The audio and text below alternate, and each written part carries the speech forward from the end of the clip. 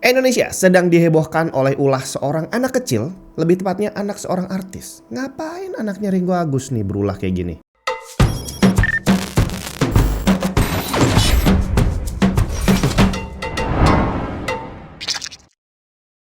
Windows kamu masih bajakan? Ganti original, malulah. Karena sekarang kamu udah bisa beli lisensi Windows original pakai GoPay dan OVO di cdkeysales.com. Tinggal klik link di bawah, masukin keranjang, tulis kode voucher TNT untuk dapat diskon tambahan, check out dan pilih metode pembayarannya. Kalau udah selesai, kamu akan dapat lisensi Windows original yang bisa langsung dipakai untuk mengaktifasi Windows kamu. Bukan cuma Windows, di cdkeysales.com kamu juga bisa beli software dan game original. Link lengkap ada di deskripsi. Halo semua, Juni mana? Beberapa minggu belakangan ini Indonesia sedang dihebohkan, bukan oleh ulah seorang anak artis ya, tapi emang kebetulan namanya sama, Bjorka. Jadi Bjorka ini bukan nama orang, mungkin dia adalah sebuah grup kali ya, karena ini adalah nama hacker gitu. Dan biasanya kalau hacker itu memang bergeraknya bukan sendirian tapi dalam kelompok gitu kan ya. Jadi ceritanya dalam waktu beberapa minggu belakangan ini, keamanan cyber Indonesia sedang diobrak-abrik. Data kita diambil, dijual, diobral dan dibagikan secara gratis. Bukan hanya data pribadi warga Indonesia, tapi juga data pribadi para pejabat. Terus juga dibilang ada surat rahasia presiden dan BIN gitu ya. Nggak tahu deh mana yang benar mana yang salah, tapi yang jelas kalau dari pemerintah sendiri menyangkal bahwa ada data penting negara yang dibocorkan. Nah itu kita bahas kapan-kapan aja apakah benar data palsu atau enggak. Tapi yang jelas dari sejak awal kejadian ini sampai sekarang ini ya, respon pemerintah kurang cepat gitu kalau menurut saya. Bahkan setiap hari berita yang muncul itu biasanya hanya penyangkalan bahwa itu bukan data penting, itu bukan data rahasia dan segala macam. Ya, seperti itulah ya. Tapi di sini yang menarik adalah respon dari rakyat Indonesia sendiri. Karena ternyata malah justru banyak dari kita yang mendukung Bjorka, bukannya mendukung pemerintah. Apa yang terjadi? Kenapa kok malah kita lebih mendukung orang yang menyerang negara kita dibandingkan mendukung pemerintah?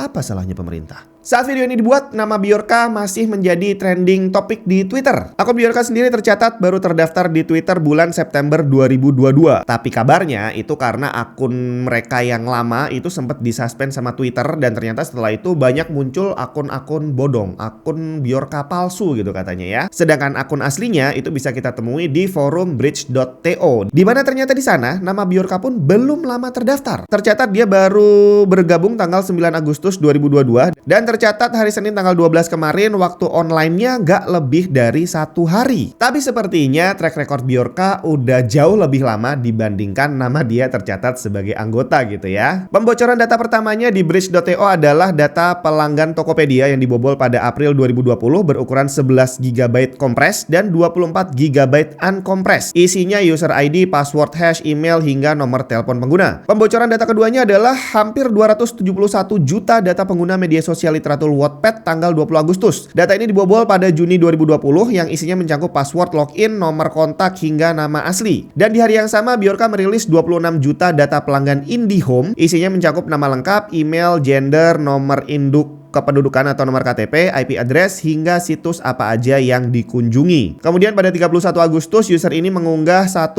miliar data registrasi SIM card yang diklaim dibobol dari Kementerian Komunikasi dan Informatika. Isinya adalah nomor KTP, nomor telepon, providernya apa, hingga tanggal registrasinya kapan. Nah, pada saat terjadi kebocoran yang banyak ini, akhirnya udah mulai banyak yang merespon dari pemerintah, dari Kominfo, kemudian dari provider masing-masing itu ya, di mana mereka semua menyangkal bahwa itu terjadi.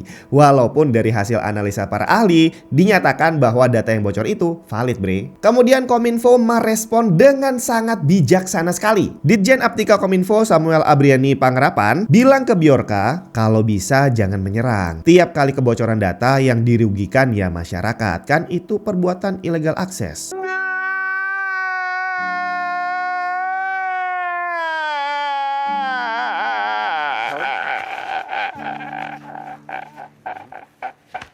Dan Bjorka tentu saja membalas dong ya. Mereka nulis, "My message to Indonesian government, stop being an idiot." Dan gak berhenti sampai situ. Bjorka kembali membocorkan 105 juta data kependudukan dari Komisi Pemilihan Umum KPU tanggal 6 September. Isinya adalah nomor KTP, nomor kartu keluarga, hingga nama lengkap. Pause sebentar. Dari tadi yang bocor dibilang adalah nomor KTP, nama lengkap, nomor KK. Emang kalau bocor apa efeknya buat kita gitu kan? Bocor aja. Toh kita kalau jualan online itu banyak juga orang yang minta foto KTP gitu kan ya. Nah, itu adalah suatu kesalahan. Sebenarnya kita nggak boleh menyebarkan, jangankan foto KTP, nomor KTP juga nggak boleh sembarangan kita kasih ke orang gitu. Karena bisa aja itu disalahgunakan. Misalnya dipakai orang untuk ambil pinjaman online. Sekarang gampang banget bre. Lu mau ngajuin pinjaman online tinggal pakai foto KTP udah langsung cair. Gimana ceritanya kalau akhirnya data kamu yang dipakai dan tiba-tiba kamu didatangi oleh banyak tukang tagih. Dan itu belum seberapa. Untuk orang-orang tertentu, mungkin orang-orang terkenal, pejabat atau orang-orang yang kaya-kaya gitu kan, yang ditarget banyak orang jahat gitu, itu datanya bisa lebih fatal lagi karena di sana orang bisa langsung tahu bahwa oh ternyata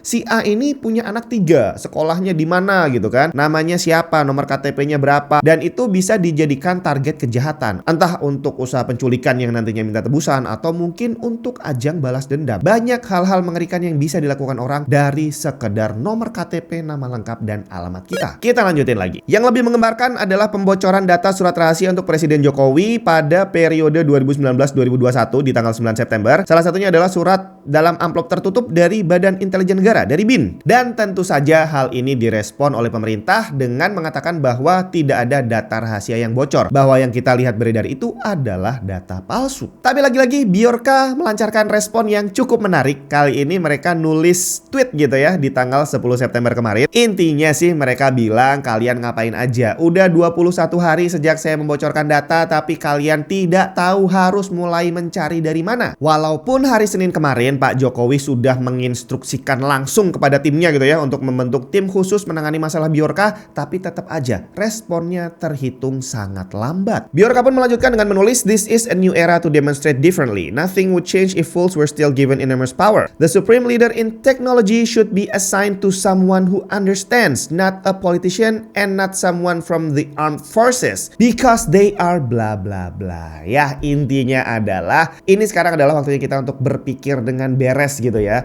Untuk menangani masalah cyber security ini ya sebaiknya diserahkan pada orang yang ahli, bukan kepada politisi dan juga bukan kepada orang militer, karena mereka nggak paham gitu maksudnya.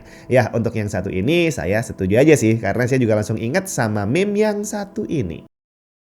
Nah, sekarang terlepas siapa Bjorka ini dan apa motifnya. Karena ada yang bilang di awal itu ya bahwa Bjorka itu dari Polandia dan punya saudara di Indonesia. Tapi belakangan muncul lagi berita bahwa ternyata dia orang Indonesia. Bahkan ada berita yang muncul lagi bahwa ternyata akun Twitternya Bjorka itu adalah akun palsu. Dan yang aslinya itu ada di forum bridge.to. Nggak tahu deh mana yang benar, itu nggak akan kita bahas di sini. Di sini yang pengen saya bahas adalah tentang kenapa sih kok masyarakat kita malah memilih Bjorka gitu ya, ngedukung Bjorka dibandingin ngedukung pemerintah, dan termasuk apakah benar keamanan cyber Indonesia itu segitu parahnya seperti yang dikatakan oleh Bjorka yang katanya ngebobolnya tuh gampang banget gitu. Dan apakah benar pemerintah kita masih meremehkan keamanan cyber? Ada satu artikel dari bulan Agustus tahun 2021 yang menarik perhatian saya. Ini artikel dibuat oleh BBC News Indonesia. Saya ceritain singkatnya ya. Ini adalah judul artikelnya dan ceritanya seorang pakar keamanan cyber sekaligus ketua pendiri Indonesia Cyber Security Forum atau ICSF, Ardi Suteja, beliau bilang bahwa peristiwa bocornya data yang berulang kali terjadi itu karena banyak orang menganggap bahwa keamanan cyber ini bukan prioritas. Berawal dari VPN Mentor yang melaporkan adanya dugaan kebocoran 1,3 juta data pengguna eHack, aplikasi milik Kementerian Kesehatan untuk memantau COVID-19. Dalam laporan yang dirilis ke masyarakat umum, VPN Mentor menyebutkan pihaknya menemukan data-data eHack tanpa rintangan pada tanggal 15 Juli 2021. Menurut VPN Mentor, pembuat aplikasi menggunakan database Elasticsearch yang tidak dienkripsi dan tidak memiliki tingkat keamanan yang rumit. Jadi gampang dan rawan dihack. Kemudian mereka menghubungi Kementerian Kesehatan Indonesia pada tanggal 21 Juli, tapi tidak ada respon. VPN Mentor kemudian menghubungi Indonesia Computer Emergency Response Team pada tanggal 22 Juli, terus juga menghubungi Google selaku penyedia hosting pada tanggal 25 Juli, kemudian Kementerian Kesehatan dihubungi lagi tanggal 26 Juli, tapi masih gak ada respon juga. Hingga awal Agustus kami belum menerima balasan dari pihak-pihak terkait. Kami mencoba menjangkau beberapa lembaga pemerintah lainnya, salah satunya BSSN, Badan Cyber dan Sandi Negara, yang dibentuk untuk menjalankan aktivitas di bidang keamanan cyber. Kami menghubungi mereka tanggal 22 Agustus dan mereka membalas pada hari yang sama, dan 2 hari kemudian tanggal 24 Agustus servernya ditutup. Dan kira-kira secepat itulah respons dari pemerintah terhadap laporan kebocoran data cyber. Dan hebatnya lagi, itu bukan yang pertama kali terjadi. Pada bulan Mei 2021, data sekitar 279 juta warga Indonesia termasuk mereka yang sudah meninggal dunia diduga dihack dan dijual di forum online. Data itu diduga berasal dari BPJS Kesehatan. Kemudian bulan Mei tahun sebelumnya, data kependudukan sekitar 2,3 juta warga Indonesia yang memuat nomor KTP,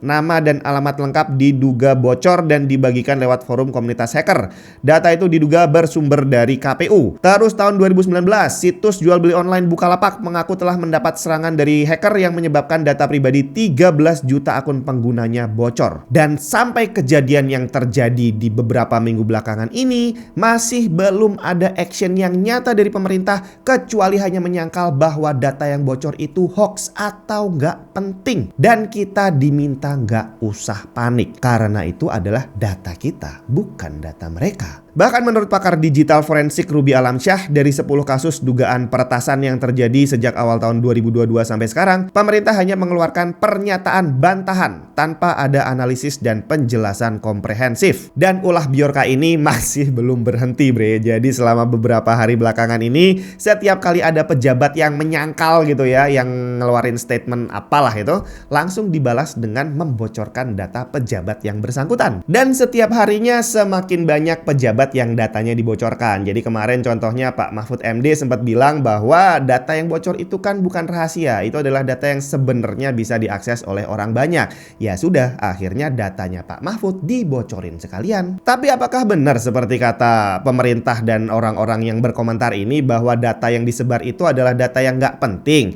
Ya sebenarnya tergantung orangnya juga. Karena nyatanya Wakil Ketua DPR RI sampai harus keluar dari WhatsApp gara-gara nomor HP-nya bocor dan diserbu banyak pesan masuk. Bahkan katanya ada pejabat juga yang sampai ganti nomor HP menggunakan nomor Amerika. Kenapa? Apakah ragu sama sistem keamanan provider dalam negeri? Nah, kira-kira apakah sosok Bjorka ini nanti akan berhasil menyolek pemerintah? Dan apakah kira-kira hal-hal yang biasanya hanya kita lihat di film akan terjadi di Indonesia? Dan apakah mungkin nantinya seperti yang udah saya ceritain di beberapa video sebelumnya gitu ya. Jadi saya ceritain dikit lagi. Jadi di Amerika itu kemarin barusan ada beberapa perusahaan yang kena class action. Jadi ada sebuah provider seluler, kemudian ada sebuah bank itu kena class action karena data pribadi penggunanya bocor. Dia diserang oleh hacker. Dan akhirnya mereka kalah di pengadilan dan diwajibkan untuk mengganti kerugian untuk para penggunanya sampai senilai ratusan juta dolar. Nah, kira-kira apakah itu bisa terjadi di Indonesia? Karena memang nggak bisa dipungkiri, hal tadi adalah kelalaian dari perusahaannya. Mereka sudah kita kasih amanat, kita kasih kepercayaan untuk mengelola data pribadi. Dan kita juga udah bayar untuk itu. Tapi ternyata mereka tidak meng-hire sistem security yang bagus untuk mengamankan data kita. Mungkin nggak terjadi di Indonesia? Secara data kita udah beneran bocor dan bocornya berkali-kali pula. Yang dilakukan Bjorka sudah jelas melanggar hukum, dan ini kalau di film sering disebut dengan nama vigilante, main hakim sendiri. Di mana vigilante ini contohnya adalah Batman yang salah satu paling populer gitu ya. Di mana Batman itu jelas-jelas melanggar hukum, tapi ternyata dia didukung bukan cuma oleh masyarakat tapi juga oleh polisi. Nah, kira-kira kamu dukung siapa? Bjorka atau pemerintah?